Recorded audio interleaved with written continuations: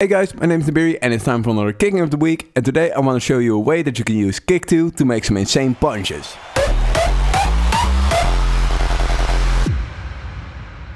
So I just found out about this earlier this week, and you can make some really different types of punches. You can make experimental stuff or some more normal punches inside of Kick2. But just to show you some examples, I have these 3 punches over here.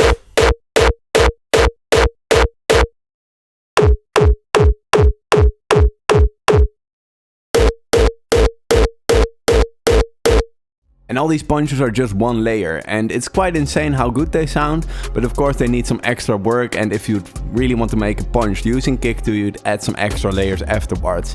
But just the quality of the sound and the snappiness and the transient you get out of Kick2 is just really good, so I'm really gonna use this for a lot of my kicks. And well, to show you how it works, we're just gonna put a note in the piano roll and we're gonna dive into Kick2.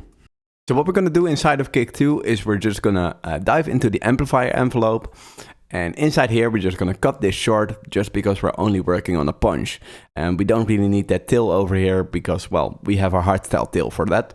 And yeah, after raising this point up a little bit so it's a little bit more loud, yeah, we're just basically going to look for some clicks over here, and you can just look through all the categories, just see what works, and just, well, open up the distortion all the way and just see if you can get something nice out of here. So that's the first thing that we're gonna do.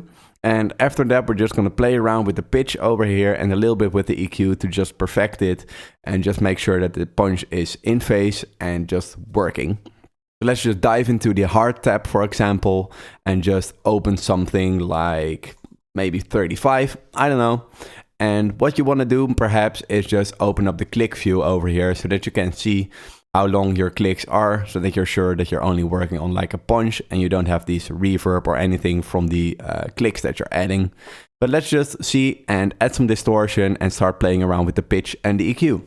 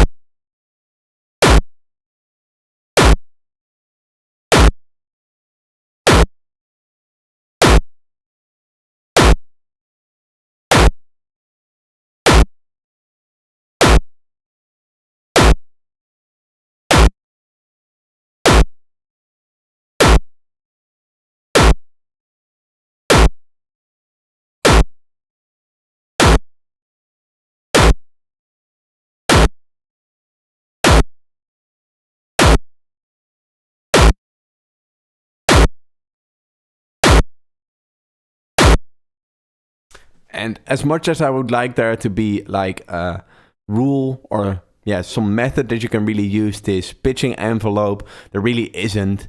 You just play around with it and just keep moving it a tiny bit and maybe move the curve a little bit and just play around with it and just see and listen if it works.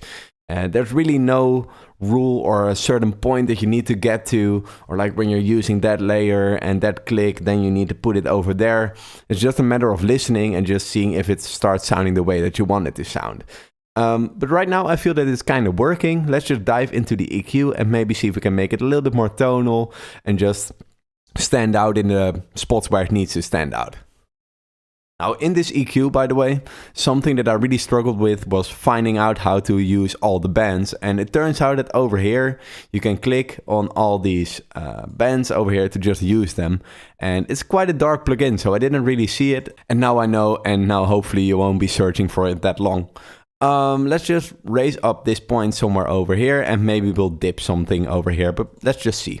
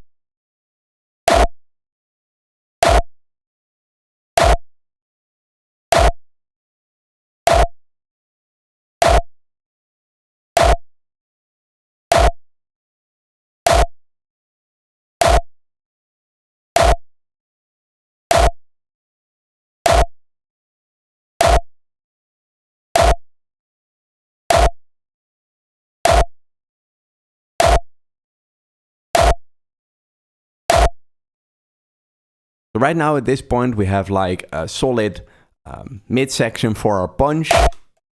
And it's just sounding decent, but right now we just need to play around a little bit with it and just play around with the settings and just tweak it bit by bit to just get it sounding a little bit better. And that's just a little bit of experience, and just keep trying this and just work on it until it sounds better.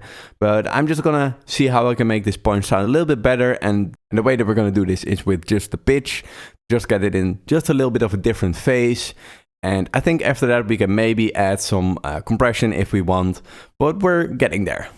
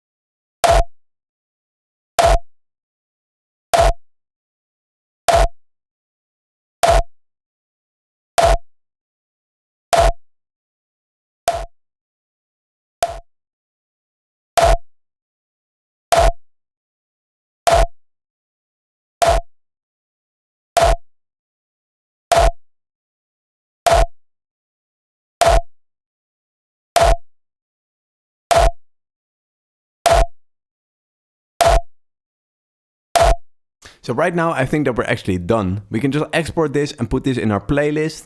And for this punch, I really like the transient that we have over here. And if we put another kick drum, another punch on top of this, I'm sure this is gonna layer really well and just put a nice transient on there. Plus it's already quite tonal, so if you put the right tonal punch underneath here, it's just gonna add some power for sure.